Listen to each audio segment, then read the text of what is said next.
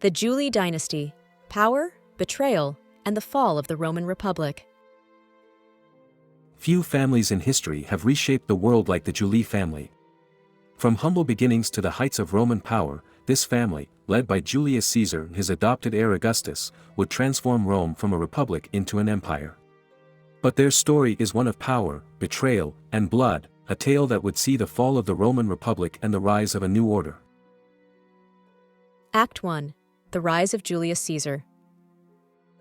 The JULII family's rise began with one man, Julius Caesar. Born into a patrician family with a long history, Caesar was ambitious from the start. He quickly recognized that Rome was no longer the powerful republic it had once been. Corruption, greed, and political infighting had weakened the state. Caesar knew that to rise to power, he would need to outmaneuver both his allies and his enemies. But ambition alone wasn't enough. Caesar needed victories, both on the battlefield and in the Senate. His first great triumph came in Gaul, where he led a decade-long campaign that saw him conquer vast territories. His success in Gaul made him a hero to the people of Rome, but it also made him enemies. Powerful men like Pompey and the Senate began to fear Caesar's growing influence. Act 2. Crossing the Rubicon: Caesar's Gamble for Power. In 49 BC, Julius Caesar made the decision that would change the course of Roman history forever. Standing on the banks of the Rubicon River, Caesar chose to march on Rome with his legions, a direct challenge to the authority of the Senate and his former ally, Pompey. The phrase, crossing the Rubicon, has since become synonymous with taking an irrevocable step. Caesar knew that by crossing the Rubicon, he was committing an act of war against the Roman state. If he failed, he would be executed as a traitor. But Caesar was no ordinary general, he was a master of strategy, both in war and in politics. The civil war that followed pitted Caesar against Pompey and the forces of the Republic. It was a brutal conflict, but Caesar's tactical genius and the loyalty of his soldiers allowed him to prevail. Pompey fled to Egypt, where he was assassinated, and Caesar returned to Rome as its undisputed ruler. Act 3. The Ides of March: The Betrayal and Assassination of Caesar. But absolute power breeds fear and envy. Though Caesar had brought stability to Rome after years of civil war, his growing authority frightened many within the Senate. They feared that Caesar's ambitions would destroy the Republic. And so, a conspiracy was formed, a conspiracy that would end in one of history's most famous betrayals.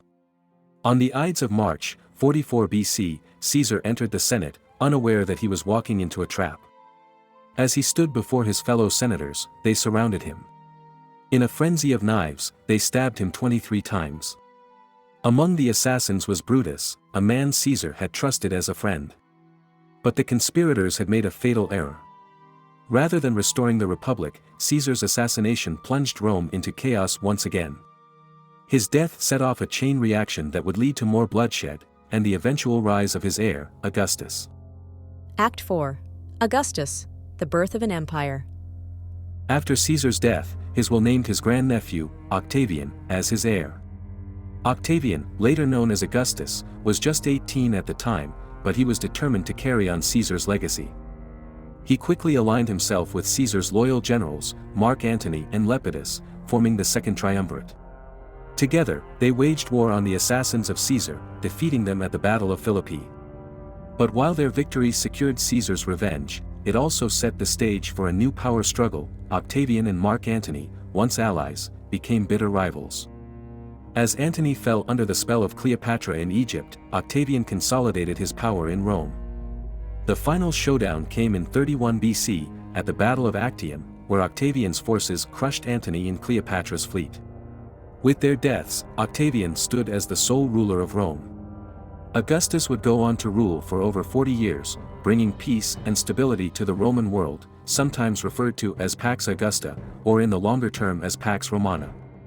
But the price of this peace was the end of the Republic and the birth of the Roman Empire.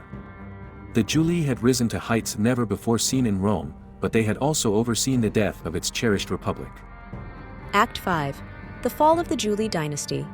Though Augustus ruled with wisdom and care, the JULII dynasty was not immune to the corruption and infighting that had plagued Rome for centuries. Augustus's successors, particularly his stepson Tiberius, would struggle to maintain the stability he had created. As Rome descended into tyranny and excess under later emperors like Caligula and Nero, the Julii's grip on power weakened.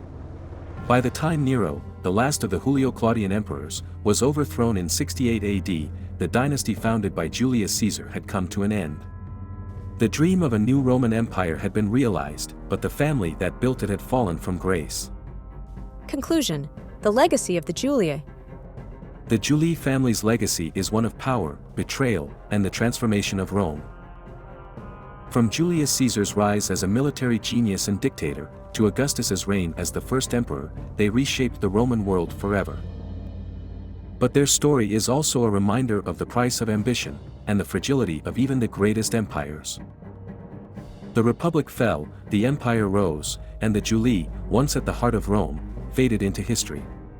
Like and subscribe now to unravel more secrets of powerful dynasties and their legacy.